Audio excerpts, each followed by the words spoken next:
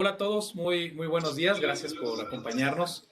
Hoy vamos a hablar de un tema que es muy importante en nuestro país, que es el del sector energético, pero que no es un sector normal. Como todos ustedes saben, es un sector que despierta muchas pasiones. Hay sectores que tienen que estar involucrados, el gobierno, empresas, universidades, todo tipo de actores políticos y económicos en este tema. Casi es un tema tabú, pero creo que es importante tener este tipo de discusiones para que aclaremos pues, qué está sucediendo en el sector energético, cómo está Pemex, cuál es el rol que juega en las finanzas públicas, dónde están los retos y dónde están las oportunidades. En unos minutos, unos 10 minutitos, vamos a tener a un invitado muy especial. Ahorita se los voy a presentar con más detalle al doctor Adrián Dujalt, pero me gustaría empezar este panel el día de hoy con una breve presentación de Ramón de la Rosa. Casi todos ustedes lo conocen bien, muchos de los que se conectan el día de hoy son pues, personas que afortunadamente se conectan regularmente, pero recuerdo que Ramón de la Rosa es el subdirector de análisis económico de Actinver. Él es un economista que a pesar de su juventud tiene una amplia trayectoria tanto en el sector público como privado, economista del TEC con 2 maestrías, una de Barcelona y una del ITAM en riesgos, amplia experiencia en Banco de México y ahora en Actinver desde hace 3-4 años. Bienvenido, Ramón. Gusto saludarte de nuevo. ¿Qué tal, Enrique? Muy bien. ¿Qué tal a todos? Buen día. Espero que se encuentren bien de salud. Pues aquí listos para hablar ahora de otro de los temas importantes, ¿no? A lo largo de este mes hay bastantes temas que hemos estado comentando y que son muy relevantes para los mercados, para finanzas públicas, de economía, y este no es la excepción. Gracias, Ramón. Hoy en especial escogimos esta fecha para hablar del sector energético porque esta semana reportó Pemex los resultados financieros al tercer trimestre del año. Los resultados del cuarto trimestre se van a reportar, si no recuerdo, hasta finales de febrero, entonces van a pasar varios meses sin que tengamos datos así tan puntuales de Pemex. Es una buena oportunidad para recordar cómo está el sector energético en México. Pero te paso la palabra, Ramón, por favor. Sí, gracias, Enrique. Voy a presentar voy a compartir una presentación para que ir guiando un poco la discusión.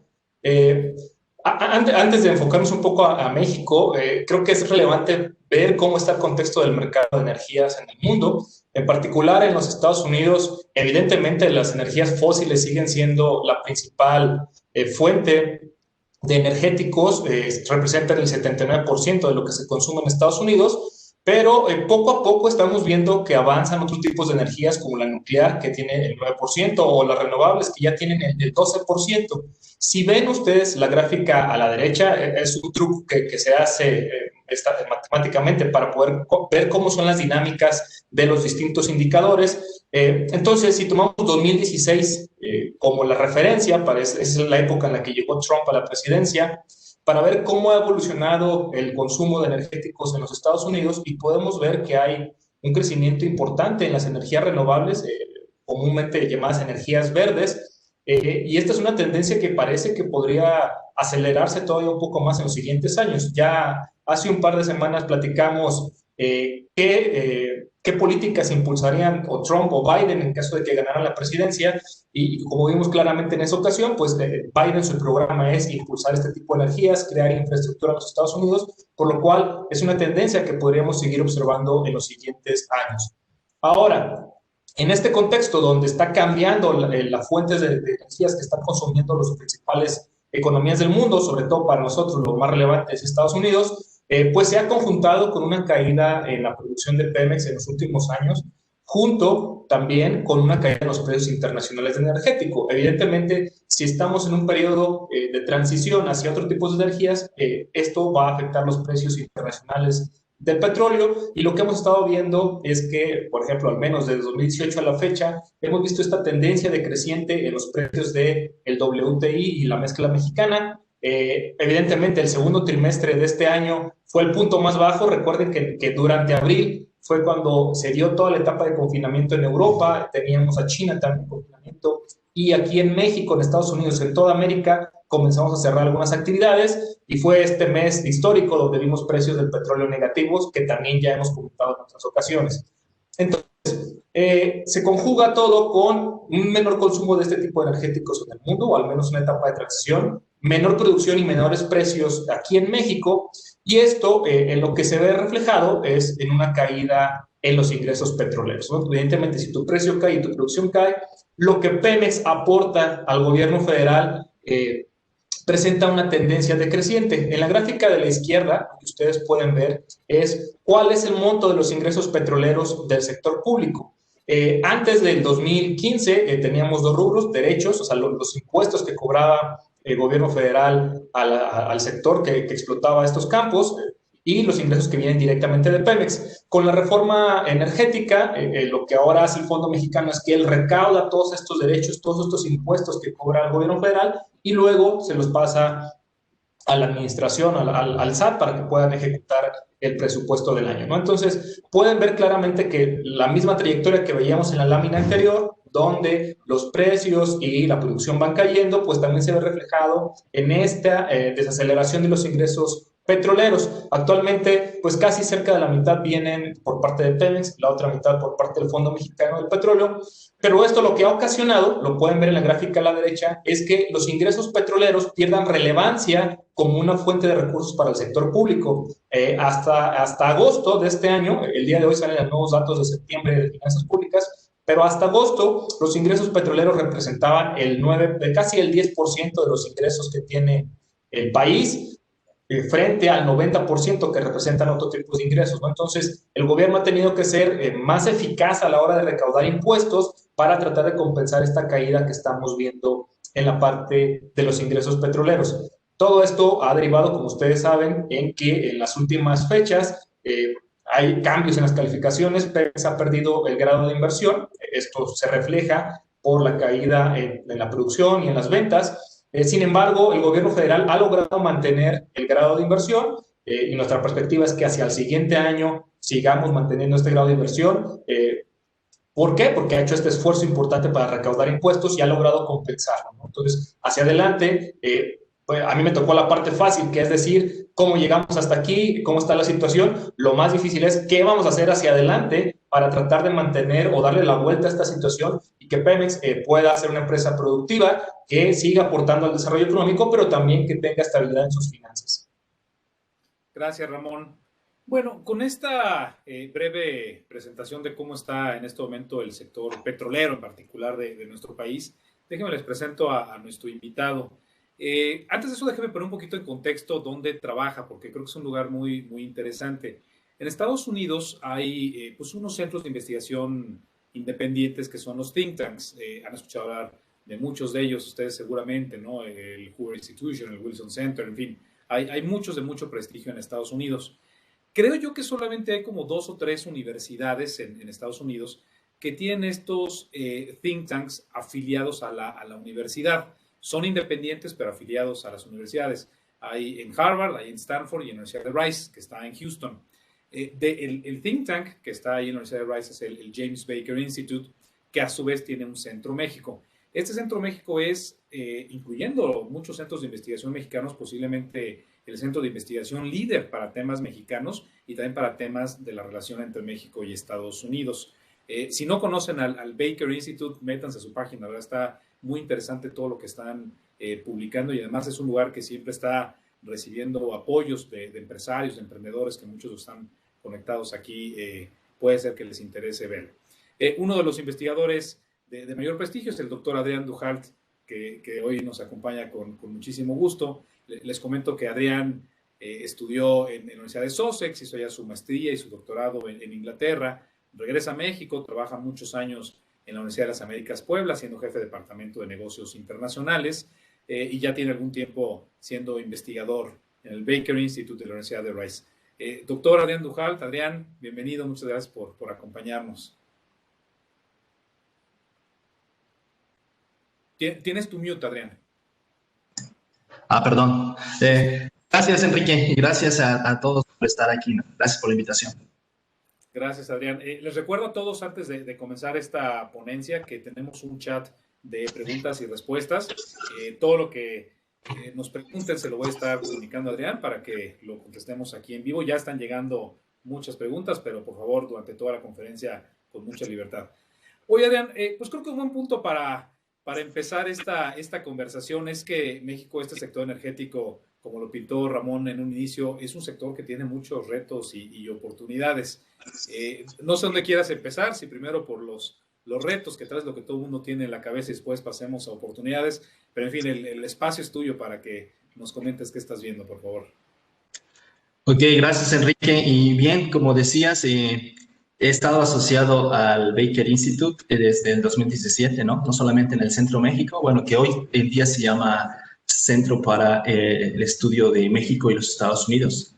Y también estoy asociado al Centro de Estudios de Energía, ¿no? Que dentro de los think tanks que estudian temas de energía y recursos naturales es el centro de investigaciones líder, ¿no? A nivel mundial, pero dentro de think tanks. Y sí, desde entonces, bueno, desde mucho antes, Pemex es una empresa a la que sigo, a la que monitoreo, a la que es parte de mi agenda de investigación. Y hoy me gustaría hablarles de, pues, cuáles son los retos que presenta Pemex y el sector energético petrolero en México en general, ¿no? Y también quizá hablarles de lo que yo creo son algunas oportunidades dentro de este tema, ¿no? Y me gustaría empezar con complementando la discusión sobre Pemex con algunos indicadores que llaman la atención, ¿no? De acuerdo al reporte que acaban de presentar. Primero que nada, si uno observa el comportamiento del rendimiento neto del ejercicio del tercer trimestre, del tercer trimestre, tenemos que fue de 1.411 millones de pesos, ¿no? O sea, finalmente, después de 6 o 7 trimestres, Pemex reporta un beneficio positivo, ¿no? Y a primera vista pareciera que las cosas están mejorando en Pemex, ¿no? Que las cosas le están saliendo al presidente López Obrador y al director general de Petróleos Mexicanos. Pero cuando uno indaga o escarba un poco más dentro de estos reportes, se da cuenta de que las cosas no son, eh, pues no están tan bien dentro de la empresa, ¿no? Por ejemplo, bueno, que sí es una mejoría en cuanto a lo que ha ocurrido en el trimestre anterior y en el primer trimestre del año. Por ejemplo, la pérdida neta del segundo trimestre fue de 44.327 millones de pesos. En el primer trimestre fue de 562.000 millones de pesos.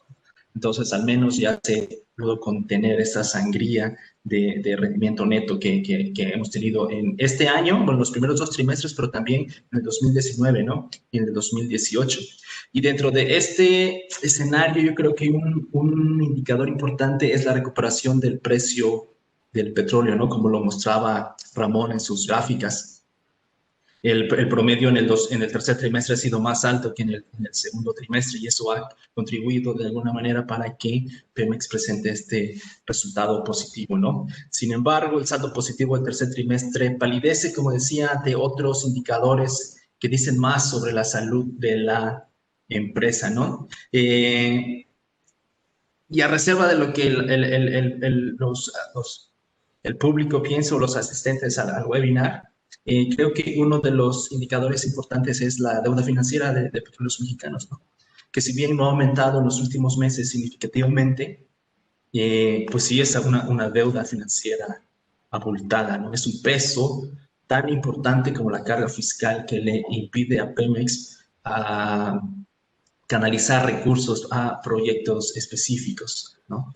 Y, por ejemplo, a pesar de los esfuerzos del gobierno por mejorar el perfil de la deuda, pues esta ya asciende a 110.000 millones de dólares, ¿no? A finales del 2019 alrededor de 106.000 millones de dólares. Y bueno, aquí quisiera hacer un paréntesis, ¿no? O sea, uno puede pensar eso ocultada la deuda, pero, y ha aumentado, ¿no? Pero hay que recordar que no ha aumentado tanto en comparación a lo que aumentó durante el sexenio de Peña Nieto, ¿no? Los primeros meses, los primeros años del sexenio de Peña Nieto fue brutal el aumento de la deuda de Petróleos Mexicanos y hoy estamos aquí con un valor de 110.000 millones de dólares, ¿no? Y aquí el punto es que, pues, en moneda nacional sí ha crecido, ¿no? O sea, ha crecido alrededor del 25%, ¿no? En dólares, no tanto. Y ahora si vemos los pasivos totales, no es la deuda financiera, pero si vemos los pasivos totales, el número es enorme, ¿no?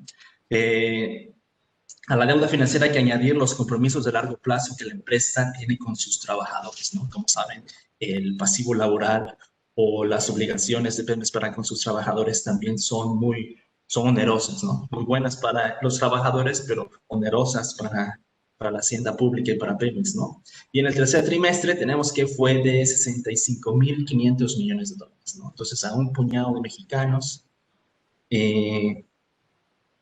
tenemos el compromiso de cubrir sus pensiones o sus prestaciones, y ese monto asciende a 65.000 millones de dólares, ¿no? Entonces, si tomamos en cuenta la deuda financiera, los pasivos de largo plazo, los pasivos laborales, pero también los compromisos que tiene Pemex con sus proveedores, pues la deuda anda alrededor de 193.000 millones de dólares, ¿no? Ha disminuido porque en el año pasado cerramos en el 2019 con 206.000 millones de dólares. Entonces, quizá ese es un número del que menos se habla, ¿no? Mucho de lo que replicó la prensa al día siguiente de la presentación de Pemex fueron los 1.140 millones de pesos de beneficio neto, ¿no? Pero en realidad, ese número de 193.000 millones de dólares de pasivos totales, yo creo que no puedo evitar mencionarlo aquí, ¿no? Y bueno, también otro de los indicadores que nos dicen que las cosas no andan tan bien dentro de la empresa es pues, las ventas, ¿no? Las ventas de Pemex han disminuido, ¿no? Por una parte, tiene que ver con la desaceleración económica que vivimos en el segundo trimestre, y de hecho ahorita también, pero también con un incremento en la competencia en el mercado doméstico, ¿no? Poco a poco Pemex está perdiendo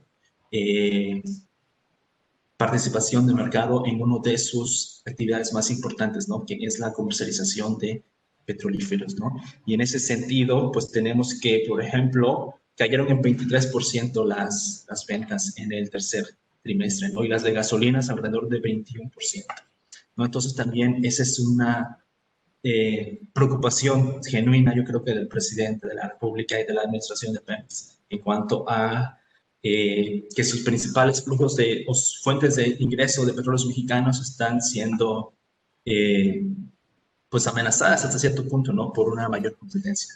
Y bueno, la producción también es un foco rojo hasta el momento, ¿no?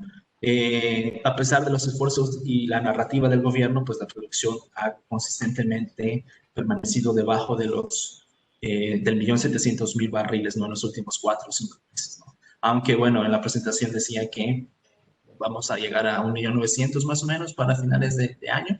Entonces, eso quiere decir que es costumbre en petróleos mexicanos tener como una actitud, ser entusiastas en cuanto al futuro, ¿no? Yo creo que eso lo hemos visto sexenio tras sexenio. Y en petrolíferos también, ¿no? A pesar de los esfuerzos por refinar más, pues no ha habido resultados, ¿no? De hecho, pues la producción fue 3.8% menor en promedio de enero-septiembre del 20 en relación a enero-septiembre del 19. Y lo mismo, bueno, y para gasolinas también, ¿no? Y para combustible y petroquímicos, ahí ni se diga, ¿no? O sea, el promedio de la producción entre enero y septiembre del 20 en relación al 19 ha caído 21%, ¿no? Y regresando al tema de la refinación, ¿no? O sea, también la refinación, la capacidad utilizada de destilación primaria no ha aumentado en la medida que el gobierno quisiera, ¿no? Anda alrededor del 36%, 36.1%. De hecho, es un poco menor a el número el año pasado, ¿no? Que fue de 36.8%. Adrián, están llegando un montón de preguntas, pero tal vez déjame intentar resumir algunas de ellas. Pemex es una empresa enorme, tiene todo tipo de actividades, ¿no? El sector energético, resumirlo en un solo aspecto tal vez es muy complicado. Tiene extracción, exploración, refinación, distribución, en fin, es una empresa gigantesca. En México e incluso a nivel global es una empresa muy, muy compleja. Muchos de los proyectos que se han estado implementando, sobre todo en este sexenio, pues han ido enfocados principalmente al negocio de refinación.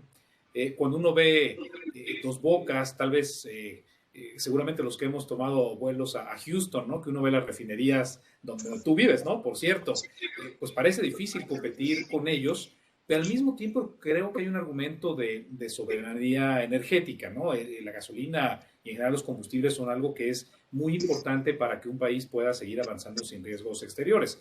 Y además, con la dinámica que tuvimos desde que ganó el presidente Trump en Estados Unidos, pues de pronto México se vio en una situación donde no teníamos un socio comercial tan estable como pensábamos.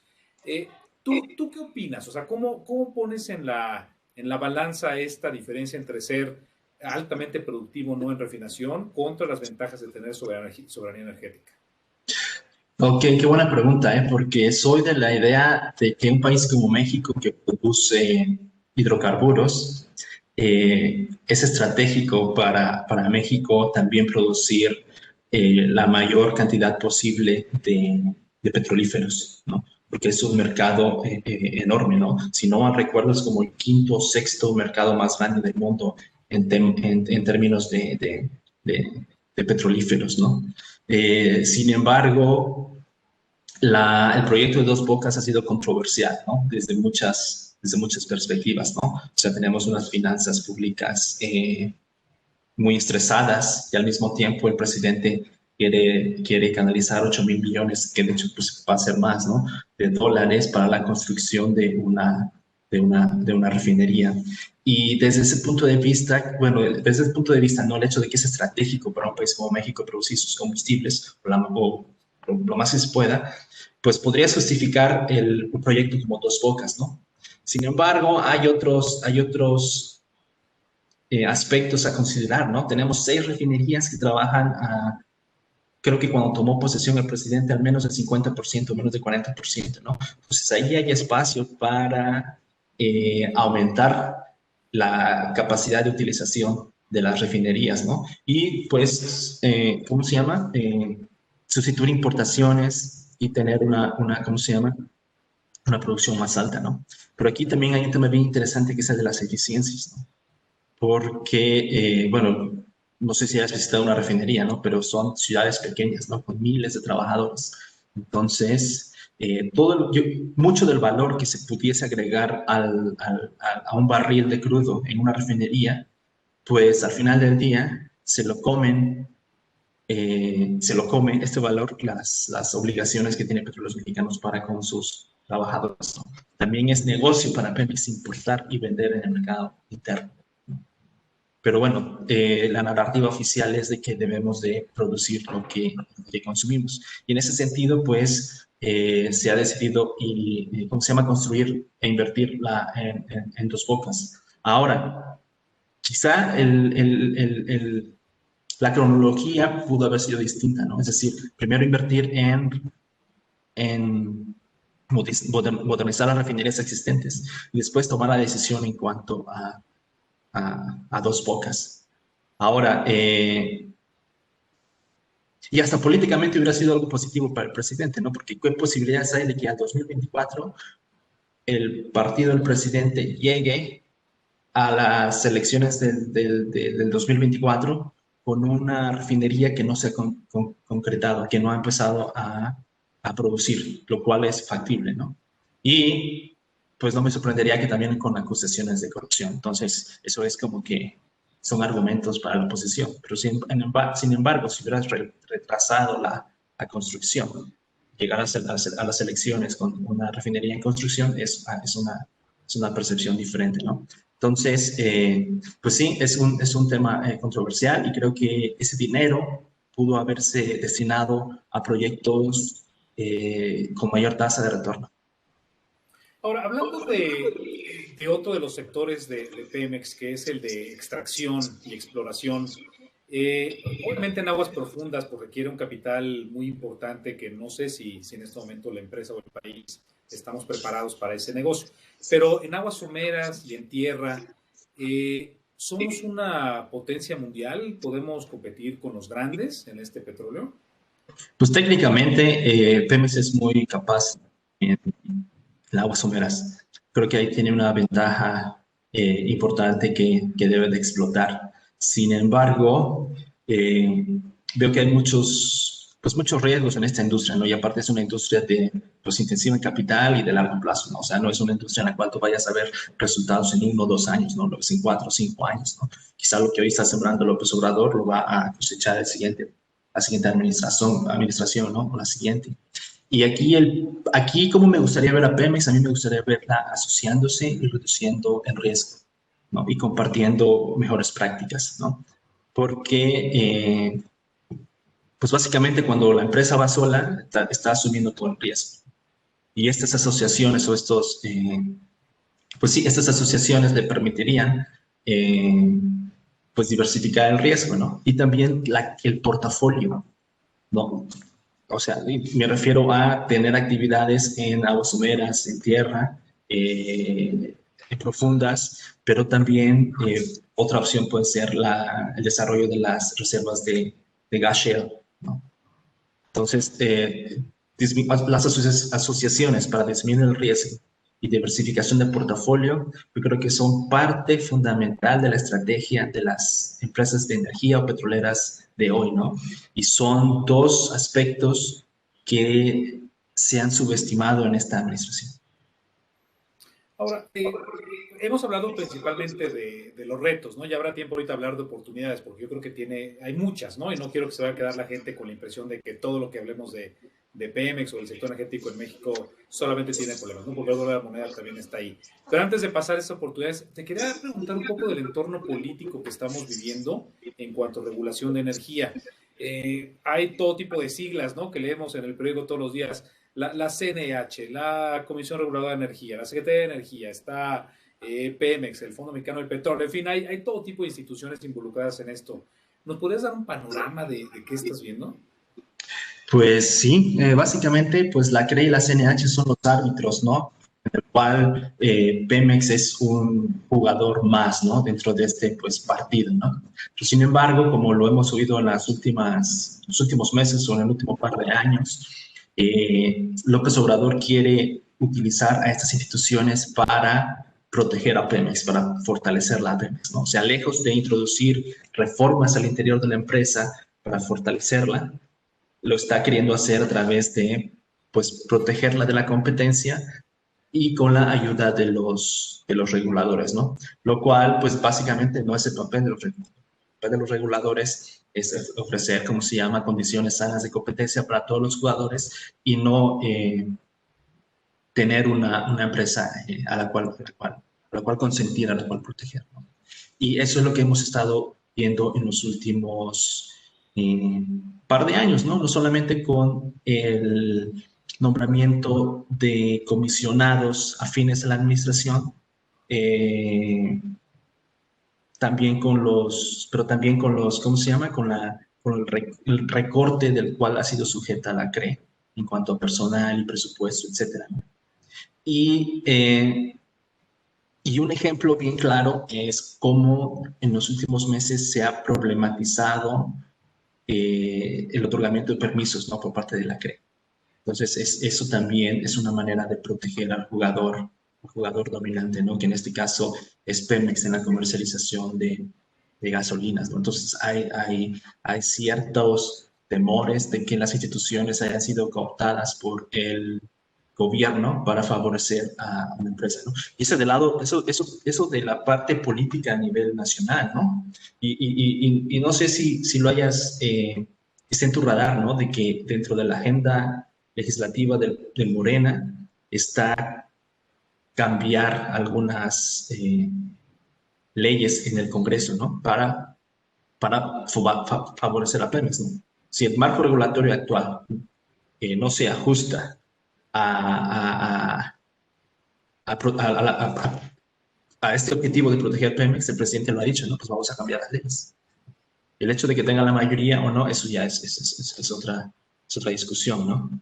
Pero... Sí, sin querer sonar muy palero, pero qué difícil, ¿no? Encontrar el balance en un entorno como el actual, donde tienes una empresa paraestatal tan importante que puede generar empleo, sobre todo a través de sustitución de importaciones y con la necesidad de tener cierta soberanía energética, pero al mismo tiempo buscar que la empresa sea lo más productiva posible hacia adelante, ¿no? Es un balance muy complicado.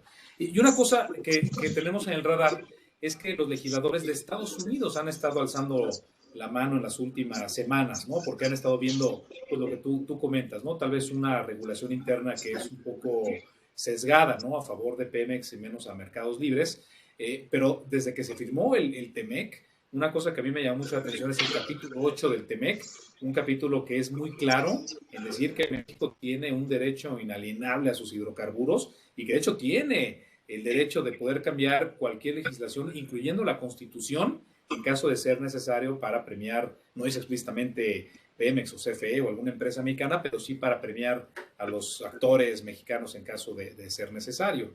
Este TEMEC, ¿tú lo ves como algún tipo de eso, algún tema que podría estar o acelerando tal vez, sino, o al revés, tal vez bloqueando las negociaciones internas de cambios legislativos? Pues yo creo que sí va a tener un peso importante en la discusión hacia adelante. Recordemos que en el Telecán, en el 94, pues no se incluyó el tema energético por parte de México, ¿no? Pero ahora sí se ha hecho en el TEMEC, ¿no? Y básicamente lo que se ha buscado hacer, no precisamente por esa administración, ¿no? Pero es como institucionalizar la integración energética en América del Norte, de alguna manera, ¿no? Protegerla y fomentarla a través de un acuerdo de libre comercio como el TEMEC, ¿no?, que firmamos. Entonces, sí, esta política energética en México está haciendo mucho ruido en Estados Unidos, ¿no? Porque básicamente va a afectar los intereses de aquellas empresas que ya estén operando en México, que quieran entrar a México, ¿no? Y hay un punto bien importante a recordar, ¿no? México es el segundo socio comercial de Estados Unidos en materia de intercambio de commodities energéticos, ¿no? O sea, por ejemplo, en gas natural es el principal mercado de exportación, ¿no? En petroquímicos yo creo que también. Entonces, en México es sumamente, como mercado de exportación, sumamente importante.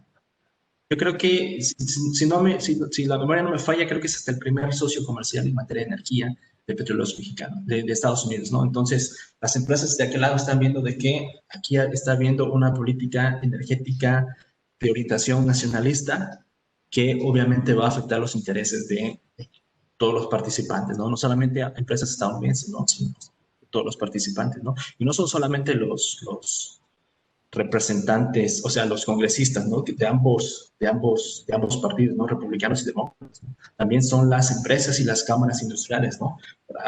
No sé si recuerdas que en la visita del 8 de julio de López Obrador a Trump en Washington, pues poco antes, dos asociaciones industriales, las más importantes de Estados Unidos en materia de energía, le mandaron una carta al presidente Trump para que abogara ante López Obrador, ¿no?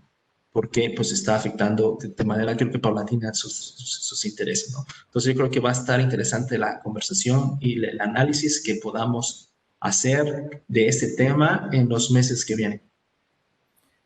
Aprovechando las preguntas que nos están llegando, tal vez me gustaría darle un poquito de cambio a esta conversación, porque seguimos hablando de algunos sectores energéticos como si estuviéramos en los 30, ¿no?, del siglo pasado. Todavía hablamos de extracción de petróleo y de gasolinas. Ni siquiera hablemos de energías renovables o energías verdes, ¿no? Ahorita tal vez te vamos a tocar esos temas. Pero antes de llegar a esos temas, energía moderna o productos petroquímicos modernos, ¿cómo está el sector energético mexicano? ¿Tú le ves ahí una oportunidad clara a Pemex de seguir creciendo en estos sectores? A Pemex en general y al país en particular, ¿no? O al revés. Pero sí hay una oportunidad enorme, yo veo ahí, ¿no? Y, por ejemplo, contestando la pregunta del webinar, ¿no?, ¿más retos que oportunidades? Yo creo que sí, ¿no? Hay más retos que oportunidades al momento en México, pero eso no significa que en un lustro vaya a ser lo mismo, ¿no? Yo creo que las oportunidades ahí están y una de ellas es precisamente el sector petroquímico. Y me gustaría, pues, ahondar en este tema, ¿no? Porque a manera de contraste, decirte qué está ocurriendo fuera de México en ese sector, ¿no? Como tú sabes, la revolución del shale gas en Estados Unidos pues ha transformado los mercados mundiales de la energía, no solamente el de América del Norte, ¿no? Y un aspecto importante de eso es la producción de etano, ¿no? Un líquido del gas natural, ¿no? Entonces, las inversiones de derivados del etano, por ejemplo, en la costa sur de los Estados Unidos, Texas y Luisiana, o sea, son multimillonarias, ¿no? Alrededor de $140 mil millones, algo así, en expansión de capacidad o proyectos nuevos de derivados del etano, ¿no? Y en esta parte del mundo, pues el etano es como que el principal precursor de de los petroquímicos, ¿no? Pero ¿qué está ocurriendo en Asia? Y creo que va a ser la región más dinámica del mundo en las siguientes décadas, ¿no? Y en general la petroquímica se va a convertir va a adquirir una mayor relevancia en las siguientes 2, 3 décadas, porque, por ejemplo, la Agencia Internacional de Energía estima que de la demanda adicional de crudo de aquí al 2030, alrededor de una tercera parte provenga de la petroquímica, pero de aquí al 2050 va a ser la mitad. Entonces, ¿quiénes se están preparando para capturar una mayor participación de mercado a nivel global? Pues muchas empresas en Asia, ¿no? Y hay que otro elemento que nos hace pensar que eso va a ocurrir es que, por ejemplo, ¿no? La flota vehicular va a aumentar de aquí al 2050, ¿no? Más o menos el doble. Pero eso no significa que la demanda de petrolíferos va a aumentar en esa misma proporción, ¿no? O sea, vamos a tener sistemas de transporte mucho más eficientes, ¿no? Eléctricos, híbridos, etc. Entonces, las empresas van a tener problemas para capturar valor en ese mercado, ¿no? El de los combustibles. Pero el de los petroquímicos, muchos están teniendo una actitud positiva, ¿no? Por ejemplo, ¿cuáles son los jugadores a observar? Pues Arabia Saudita, India y China principalmente, ¿no? O sea, Saudi Aramco, pues tiene planes de, por ejemplo, Saudi Aramco acaba de comprar hace poco a Sabi, que es el brazo petroquímico de la empresa, y está integrando, pues básicamente está integrando verticalmente, ¿no? Desde el pozo hasta la producción de petroquímicos, ¿no? Y tiene planes de asociarse con empresas en India y China para proveer petróleo en proyectos integrados de refinación y petroquímica, ¿no? En la India, lo mismo, ¿no? O sea, tenemos la refinería en Jamnagar, la cual visitó la Secretaría de Energía el año pasado, no, este año, y básicamente lo que quieren hacerla es reconfigurarla para abandonar la producción de gasolinas y enfocarse a combustible para aviones y petroquímicos, ¿no? Y ya hay la tecnología para eso. Adrián, ¿Sí? aprovechando un poco, ahorita que hablas de Arabia Saudita y de la flota internacional, lo que hemos visto es que durante la etapa de la pandemia fue necesario que la OPEP, ¿no? La Organización de Países Productores de Petróleo, se pusiera de acuerdo para frenar la producción y mantener los precios estables. Entonces, en ese entorno donde estos países importantísimos en el mercado energético comienzan a hacer la transición, pues piensas que la organización perderá poder e influencia en el mercado, poco a poco iremos transicionando a otro tipo de esquemas donde las decisiones sean cada vez más difíciles de tener acuerdos y los países intenten desobedecer un poco las reglas de la OPEP. Yo creo que la influencia va a continuar, ¿no?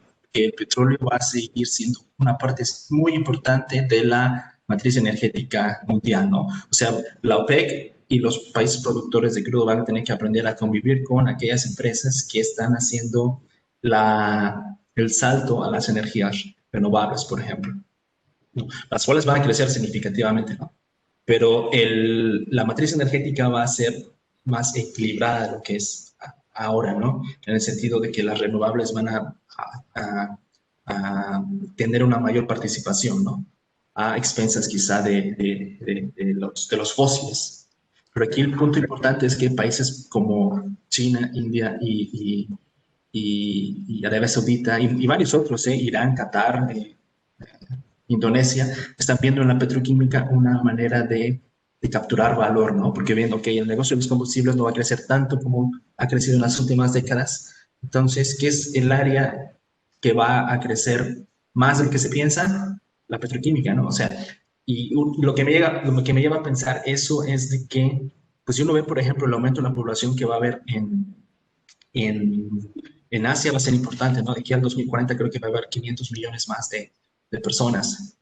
Aparte del crecimiento económico de la región, la gran mayoría de la nueva clase media, como alrededor del 90% de la nueva clase media del mundo para el 2030, va a provenir de países asiáticos. Entonces, y eso se va a reflejar en el consumo de, pues, derivados de los petroquímicos, ¿no? Plásticos principalmente, ¿no? O sea, si uno toma, o sea, la diferencia del consumo de plásticos de un país avanzado y uno en desarrollo es hasta de 20 veces. O sea, hay un potencial enorme para aumentar el consumo de plásticos, ¿no? Aunque eso no signifique que esta tendencia o este pronóstico no esté libre de retos, ¿no? porque pues hay movimientos que están surgiendo en el mundo que promueven, por ejemplo, la economía circular, el reciclaje de los plásticos, el reuso de los plásticos, etcétera, ¿no? Entonces, ¿hasta qué punto todas estas iniciativas van a tener un impacto en el consumo de derivados petroquímicos? Bueno, eso está por verse, ¿no? Y porque uno pudiera pensar, ok, va a haber un impacto, ¿no? O sea, no, este tipo de iniciativas van a moderar el consumo de petroquímicos, de plásticos. Pero ¿qué pasó ahorita con la pandemia, no? Aumentó el número de plásticos especializados para la producción de todo lo que tuvimos que fabricar para poder enfrentar la pandemia, ¿no? O sea, las mascarillas, o sea, las caretas, etcétera. No, o sea, la demanda de ciertos plásticos aumentó en esta contingencia, ¿no? Entonces, de aquí al 2030, 40, 50, hay países que estiman, y empresas principalmente, que va a aumentar el consumo de plásticos, ¿no? Y en China también, o sea, China acaba de anunciar que están construyendo un complejo integrado, refinación y petroquímicos de 20.000 millones de dólares, ¿no? O sea, en un solo complejo, ¿no?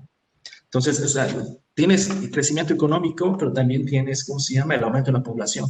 Pero hay otro tema súper importante también que es el avance tecnológico. Normalmente, a un barril de crudo, el rendimiento petroquímico anda en 8 o 10%, ¿no? Y el resto es combustible, diésel, gasolinas, etcétera, ¿no? Pero un complejo integrado así, bien manejado, bien planeado, podría darte rendimientos de hasta 20%. Entonces, a un barril de crudo le sacas hasta 20% de productos petroquímicos o precursores petroquímicos, ¿no? Pero hay proyectos y tecnologías que te permiten obtener hasta 80% de un barril de crudo, de petroquímicos. Entonces, básicamente, hay empresas en estos países que te menciono en Asia que están queriendo alejarse de combustibles o reducir su exposición al mercado de los combustibles y aumentar su exposición al mercado de los petroquímicos, ¿no? O sea, imagínate un complejo integrado de refinación y petroquímica del cual obtengas 80% de petroquímicos para hacer plásticos, ¿no? Y el resto, pues todos los demás productos que le sacas a un barril de crudo, ¿no? Combustible para aviones, gasolinas, diésel, combustóleo, etcétera, ¿no? Entonces, muchos ven en esta industria, en la industria petroquímica, una manera de proteger el flujo de efectivo, ¿no? Hacia adelante, ¿no? Y pues en México no creo que alguien esté discutiendo este tema y ni siquiera esté pensando en cómo tomar ventaja de esta coyuntura, ¿no? Y ahora, a nivel nacional, tenemos que hay muchos huecos, digamos, en el mercado interno, ¿no? Si uno revisa, por ejemplo, producto por producto, se va a dar cuenta de que la gran mayoría del consumo doméstico es importaciones, ¿no? Me parece muy interesante que cuando hablabas de las historias de éxito de petroleras que han avanzado en el valor, ¿no? Le han subido un poquito más la calidad de sus productos. Mencionabas países, Indonesia, India, Irán, Arabia Saudita, ninguno de ellos países avanzados, todos ellos en vías de desarrollo con nosotros. ¿Por qué? Y creo que la pregunta directa es, ¿qué necesitaríamos en México para que nuestra empresa pudiera llegar a esos niveles de valor agregado? Pues primero, pues reconocer que hay un problema. Yo creo que sí se ha hecho. O sea, la Secretaria de Energía, en su participación hace 2 meses en un foro, mencionaba que desafortunadamente no se le ha prestado la atención a la petroquímica como debiera, ¿no? A pesar de lo que se ha prometido, ¿no? Incluso, bueno, la petroquímica nacional, la de Pemex en particular, ha sufrido el abandono del gobierno desde los últimos 3 sexenios, ¿no? Entonces, hoy tenemos niveles de producción muy, muy, muy abajo del potencial y niveles de importación altos, ¿no? O sea, creo que andan las importaciones alrededor de 25.000 millones de dólares. Y pues hace como 2 o 3 semanas, de hecho, se anunció una serie de proyectos de infraestructura y en los cuales había 5 que denominaron del sector energético, ¿no? Es una inversión de menos de 100.000 millones de pesos, o sea, nada para lo que necesita el sector, y dentro de esos 5 proyectos había 2 en materia petroquímica, ¿no? Que era una terminal para importar etano en las costas de Coatzacoalcos y la, pues, modernización, reconfiguración de plantas de amoníaco en Camargo, ¿no? Ahora, no sé cuán inteligente sea mm, invertir miles de millones de pesos en plantas de amoníaco que tienen casi 2 décadas sin funcionar, pero bueno, eso no fue decisión mía, ¿no? Y la terminal de importación de etano, lo cual yo creo que es importante porque va a permitir a Pemex cumplir con sus compromisos con el sector privado y también poder aumentar eventualmente la producción en sus propias plantas pues de etileno, polietilenos, óxido de etileno, etcétera, ¿no? Y si me permites, Enrique Ramón, tengo unas gráficas que me gustaría que vieran Sí, por sobre favor. este tema. Y bueno, o sea, la idea es de que entendamos un poco cómo esta industria, de hecho, hasta va de la mano de los objetivos sociales del presidente López Obrador, ¿no? Porque, bueno, vean, primero que nada, esta gráfica que habla sobre la trayectoria de la producción petroquímica de Pemex desde pues, su creación en los 60 hasta el 2019, y como pueden ver, como en la parte izquierda de la gráfica aumentaba la producción de la mano de la intervención, de una fuerte intervención del Estado, ¿no? Y a partir de los 90, pues vamos a decir, con la administración de Ignacio Zedillo empieza como se repliega el estado de la industria petroquímica y poco a poco, pues llegamos a niveles de producción sumamente bajos, ¿no? 5.30 millones de toneladas en el 2019. Pero vean esto también, las importaciones de petroquímicos, ¿no? O sea, el valor de los hidrocarburos está en los petroquímicos, ¿no? Más que en la refinación, por ejemplo. Y por ahí vi una cita que decía, si quiere que a un barril de crudo, al refinarlo, le sacabas alrededor de 400, 500 dólares. Pero cuando los transformas en petroquímicos, ese barril le puedes sacar alrededor de 1.500 dólares, ¿no? Eso te habla de que los márgenes son más altos en productos petroquímicos, ¿no? Y por lo tanto, pues las importaciones en México, un país que ha abandonado su industria, pues son altos. Y vean esta gráfica, por ejemplo, la línea negra les indica las importaciones de petroquímicos y las barras azules, las exportaciones de crudo.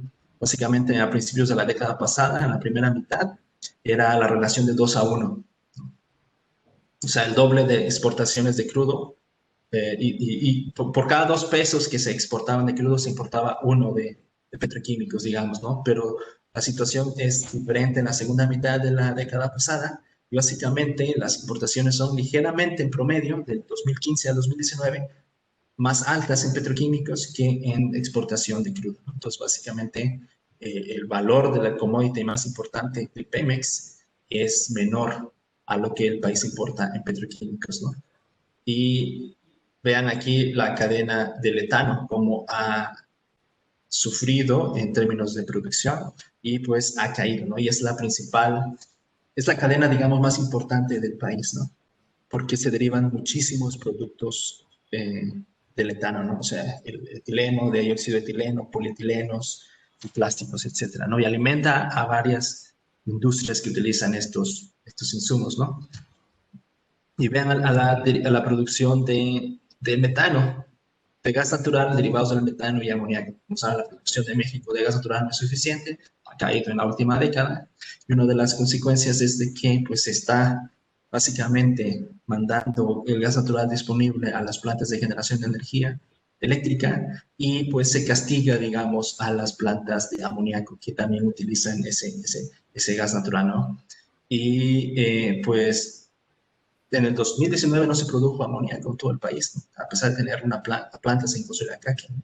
Pero aquí el punto importante no es esto, ¿no? Sino que, bueno, la producción de amoníaco ha caído desde principios del siglo, ¿no? Pero el punto aquí es tratar de vincular qué ocurre más allá de la producción o la no producción de amoníaco, ¿no? pues vean esta gráfica, ¿no? La producción de amoníaco aquí ha caído y básicamente como un espejo ha aumentado la producción de la importación de urea y de fertilizantes nitrogenados. Entonces, para producir fertilizantes en México, tú necesitas amoníaco. Para producir amoníaco necesitas gas natural, ¿no? Entonces, básicamente lo que se hizo en los últimos sexenios fue desmantelar esa cadena. ¿Y qué es lo que ha ocurrido? Pues importamos casi la totalidad de urea y de fertilizantes nitrogenados. Y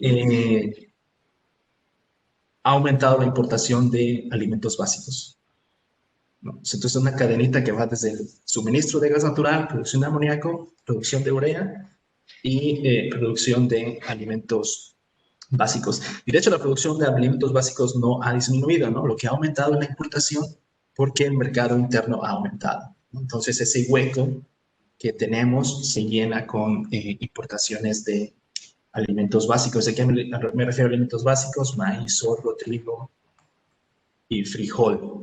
Y vean aquí, por ejemplo, producción nacional de alimentos básicos,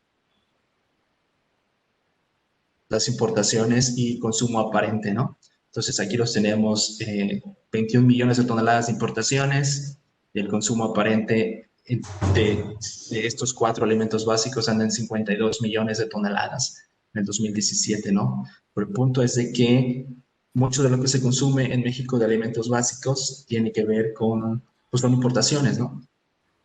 Y esa es una de las consecuencias de haber desmantelado parte del sector, digamos, pues energético, petroquímico, ¿no? Que la petroquímica normalmente no se asocia con el sector energético, pero pues de ahí nace, digamos, ¿no?